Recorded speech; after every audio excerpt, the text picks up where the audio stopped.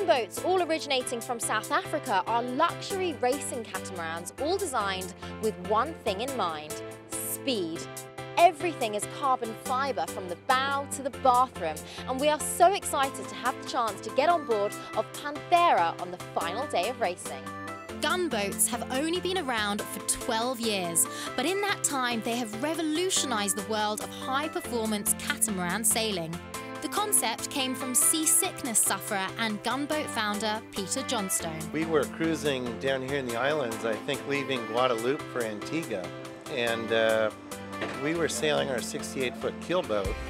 It was very rough out, and the boat was doing this corkscrew motion. My kids and their mom were all barfing over the side of the boat, including myself. And when everything was out, we looked up, and there's some slow catamaran pacing us. And the French family aboard had a baguette and a bottle of wine on the table aft, and they looked very comfortable. And for us, that was the epiphany moment. I was never going to step aboard a keelboat again after that, and that's when I decided to do Gunboat. The thing about catamarans is that, and you'll see when we get out there on the course, is I can leave my coffee sitting here while we're racing, and you can't do that on a keelboat. What these boats offer is safety, speed, and comfort. The boats weigh about 1/4 of a typical cruising catamaran. Speed-wise, we'll be going faster than the fastest of the Grand Prix sort of traditional race boats, yet we're sailing a boat made for world cruising. It's just a really luxurious way to go sailing. It's a unique experience, and in wind, I think like we're going to have today, when you start to feel one of the hulls lift, there's nothing like it. The name Gunboat, what does that derive from? Why Gunboat? Well, we really wanted to stake our claim in the market as the performance brand, and as you know from your racing, the first boat across the finish line gets a gun.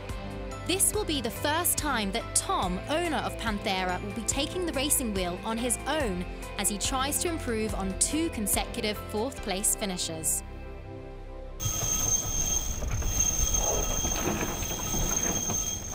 The gunboat we'll be chasing today is Elvis, the king of the multi-hulls so far, with 2 victories and stripped down for pure racing speed. But we've still got a few tricks up our sleeve for the all-important start. 9, 8, 7, trim main, 5, trim 4, 3, 2, Apparently, near misses are an occupational hazard. No! Hold it to the right. Hold it over here. Crisis averted, and the crew are delighted with their start. That was a professional start. Weight is a very important factor in sailing, and we're actually helping out in this component by adjusting our body weight to the top of the boat, so when the boat heels over, we'll make sure it's on the optimal angle to generate that speed. We're headhunting on a couple of boats, and we definitely want to get out on the podium, so we're going to do everything we can. We got the breeze today, so we'll be able to keep up and make sure everything's smooth. We've just made a turn around the windward marker and got ourselves out of rather a sticky situation with congestion from around 20 other boats, including monohulls from the larger CSA 1 category, all taking the marker at exactly the same time. We made 3 short tackings to take that turn, hoisted up the main spinnaker, and are now heading downwind towards Marigot. We're into the home stretch, and with Elvis out in front, it's a straight fight between us and Tiger Lily for 2nd place. Formidable opposition after 2 second-place finishes. And despite carrying the extra cruising weight, our crew utilises all its technology and expertise to fend off its rival and take the runners-up spot. Nice job. Good. You realize we beat Tiger Lily by seconds?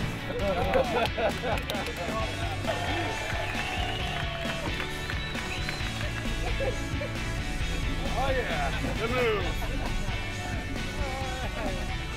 Well, what an incredible day of sailing. We are finally drying off here from all that water being thrown over at us. Tell me, how was that race for you? Oh, it's fantastic. Any day on the water is a great day, but a day on a gunboat is better than a great day. And how do you rate your performance today? I think we did great, don't you? Absolutely, and we were a heavier boat than some of the others, but we actually finished second. That's pretty great. We made up a lot of time, and we had a great tactician here in Pete, and we got a wonderful start. And I think in the middle of the race, we really did a great job. Tom was graced under pressure, and there was a lot of that. There was a lot of traffic. There was a lot of crossings with other boats.